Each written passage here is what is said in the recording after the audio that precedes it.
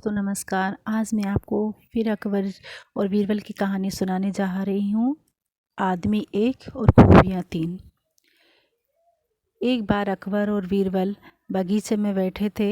अचानक अकबर ने बीरबल से पूछा कि क्या तुम किसी ऐसे इंसान को खोज सकते हो जिसमें अलग अलग बोली बोलने की खूबी हो। बीरबल ने कहा, क्यों नहीं, मैं एक आदमी जानता हूँ जो तोते की बोली बोलता है,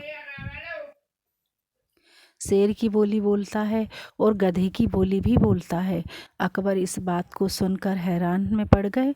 उन्होंने बीरबल को कहा कि अगले दिन उस आदमी को पेश किया जाए।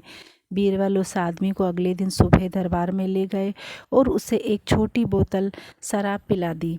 अब हल्के नशे की हालत में शराबी अकबर बादशाह के आगे खड़ा था।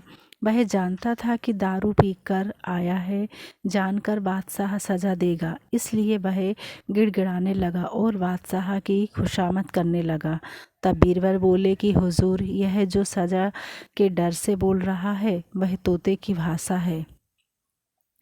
उसके बाद बीरबल ने वही उस आदमी को एक और शराब की बोतल पिला दी। अब वह आदमी पूरी तरह नशे में था।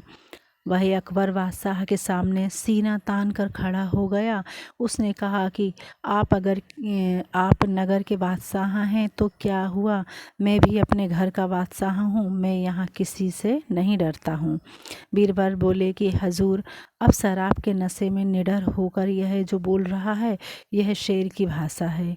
अब फिर से बीरबल ने उस आदमी का मुंह पकड़कर एक और बोतल उसके गले से उतार दी।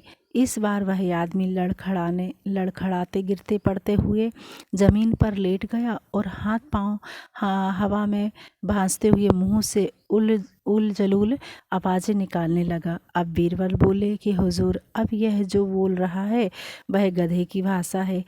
अकबर एक बार फिर बीरबल की हाजिर जवाबी से प्रसन्न हुए और यह मनोरंजक उदाहरण पेश करने के लिए उन्होंने बीरबल को इनाम दिया। यही थी कहानी। धन्यवाद।